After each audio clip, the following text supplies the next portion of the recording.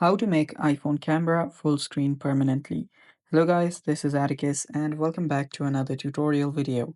In today's video, I'll teach you guys how you can make your iPhone camera full screen permanently. So what I mean by that is how you can set your camera's aspect ratio to 16:9. So let's get started. First steps first, you'll need to open up your camera. So open up your camera, and after you open up your camera, this is what you should see. Now on the top, you will see this option where you'll see the arrow. Tap on that. After you tap on that, you'll see this ratio option that is 4:3. Simply tap on that. After you tap on that, you'll get three different options for the ratio.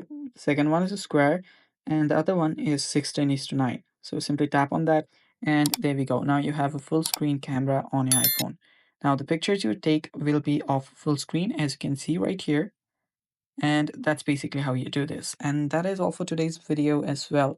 Thanks for watching. Stay tuned for more upcoming videos and bye bye. Take care.